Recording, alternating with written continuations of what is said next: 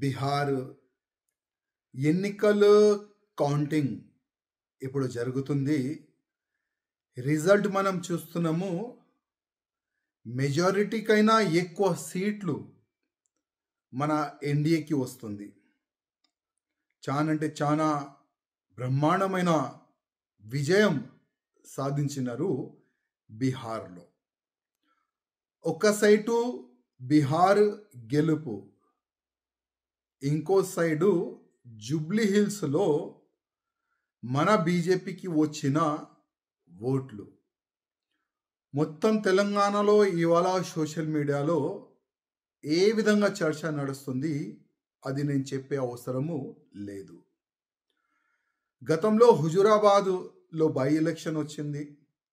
ఈటెల రాజేందర్ గారికి ఎట్లయినా ఓడిపియాలని కేసీఆర్ గారు చాలా కుట్రలు అక్కడ చేసినారు.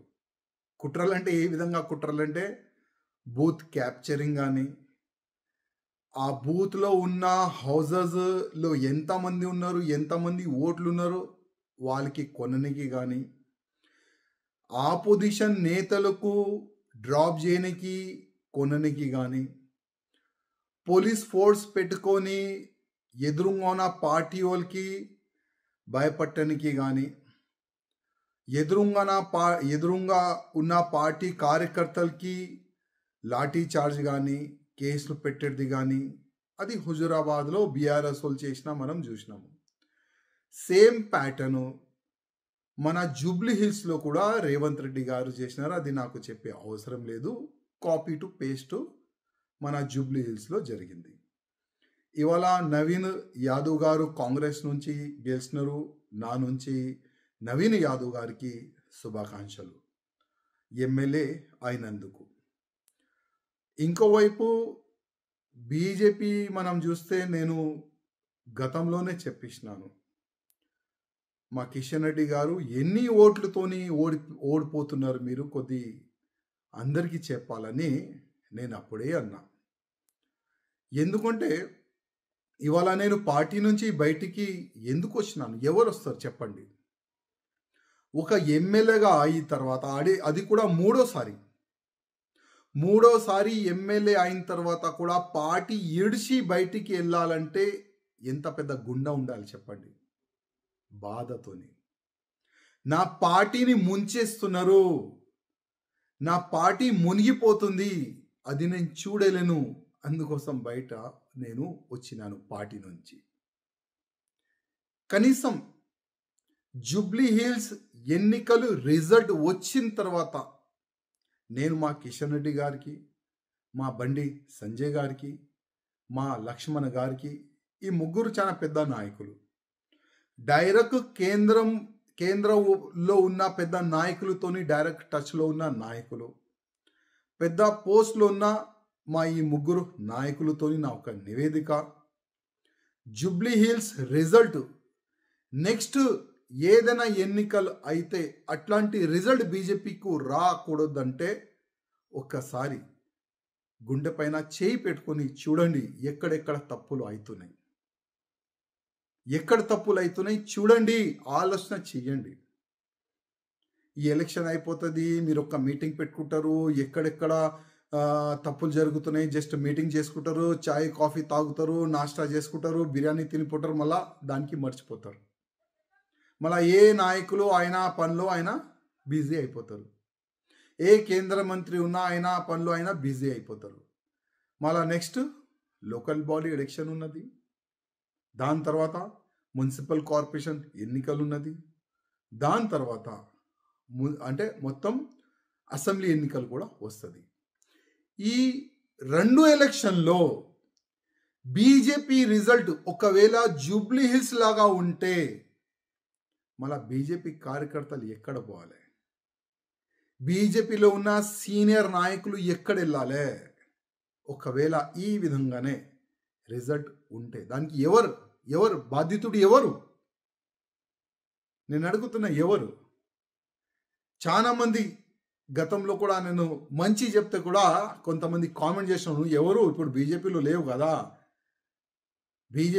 కదా నువ్వు ఎవరు, దేని గురించి కామెంట్ చేస్తున్నావు అని కొంతమంది క్వశ్చన్ చేసినారు నా పైన.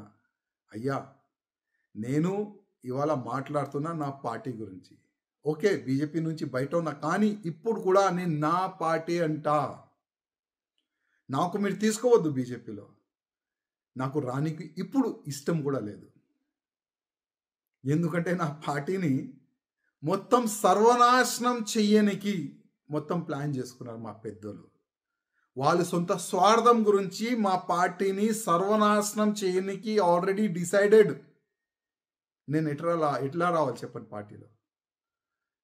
నెక్స్ట్ ఎలక్షన్ కొట్లాడుతానా లేదా అది కూడా నాకు తెలియదు. నాకు బాధ కూడా లేదు. కానీ ఒకటే ఒక బాధ, నా పార్టీ ఖతం అవుతుంది తెలంగాణలో. నా పార్టీ సర్వనాశనం అవుతుంది తెలంగాణలో. ఇది నేను కాదు, ప్రతి ఒక్క ఎంపీ అంటుండు. ఇది నేను కాదు, ప్రతి ఒక్క ఎమ్మెల్యే అంటుండు. మాకు ఫ్రీడమ్ లేదు మా కాన్స్టిట్యున్సీలో. మా పార్లమెంట్లో మాకు ఫ్రీడమ్ లేదు. మా పార్లమెంట్లో ప్రతి ఒక్క పోస్ట్ వీలే డిసైడ్ చేస్తున్నారు. మా నియోజకవర్గంలో ప్రతి ఒక్క పోస్ట్ వీలే డిసైడ్ చేస్తున్నారు. ఇట్లాంటి ప్రతి ఒక్క ఎమ్మెల్యే, ప్రతి ఒక్క ఎంపీ బాధపడుతున్నారు.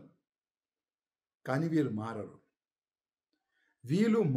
మా పెద్ద మనుషులు మారరు. మా పెద్ద మనుషులు ఏంటంటే, మేము ఇట్లనే నిలబడతాం, వంగం. ఎవరి ముందు కూడా మేము వంగం. మా పార్టీ లైన్ ఇదే ఉన్నది, దీన్నే మేము ఫాలో చేస్తాం. ఆ విధంగా మా పెద్దలు డిసైడ్ అయిపోయినారు. కనీసం ఆ కాంగ్రెస్ వాళ్ళని చూసి నేర్చుకోండి. అది కాంగ్రెస్ సీట్ కాదు, అది బీఆర్ఎస్ సీట్, తెలుసు కదా. మాగంటి గోపీనాథ్ గారు గెలిచిన సీట్ అది. కానీ కాంగ్రెస్ గెలిచింది. ఎట్లా గెలిచింది? కుట్రలు చేసినారు, బూత్ క్యాప్చరింగ్ చేసినారు, ఇంటింటికి డబ్బులు పంచినారు. గెలుపు టార్గెట్ పెట్టుకున్నారు, వాళ్ళు గెలిచినారు. కానీ మనోళ్ళు గెలిచే టార్గెటే లేదు.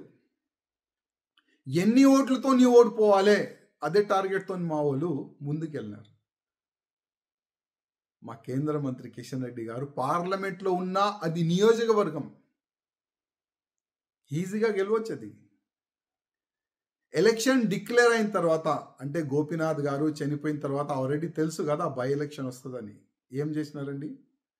ఎందుకు ఆ జూబ్లీ హిల్స్లో ఉన్న ఓటర్ని ఎందుకు చెప్పలేదు మేమున్నాం మీకు అని?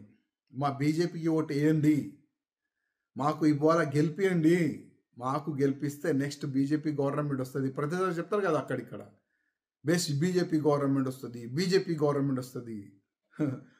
నాకైతే ఇంకా 50 సంవత్సరాలు అయితే కనబడతాయి బీజేపీ గవర్నమెంట్ వస్తుందని. ఈ విధంగా వెళ్తే ముందు, ఈ ముండితనంతో ముందుకెళ్తే బీజేపీ గవర్నమెంట్ ఇంకా 50 సంవత్సరాలు కూడా కష్టమే, చాలా కష్టం. నేర్చుకోండి, వేరే నేతలతో కొద్ది నేర్చుకోండి. ఏ విధంగా గెలవాలి, ఏ విధంగా ఓటర్ని మన వైపు మళ్ళాలే నేర్చుకోండి. నేను ఏదైనా తప్పు చేస్తే, ఏదైనా తప్పు చెప్తే కూడా నన్ను క్షమించండి. కానీ బాధ ఉంది. కిషన్ రెడ్డి అన్న గారు, నా ఒక నివేదిక, రాజా సింగ్ మీ పైన కామెంట్ చేస్తుండు అని అనుకోవద్దు ప్లీజ్. కానీ పార్టీ చనిపోతుంది తెలంగాణలో. కాపాడండి, పార్టీని కాపాడండి. ఇదే నా ఒక్క నివేదిక మా కిషన్ రెడ్డి గారితోని, మా బండి సంజయ్ గారితోని, మా లక్ష్మణ్ గారితోని.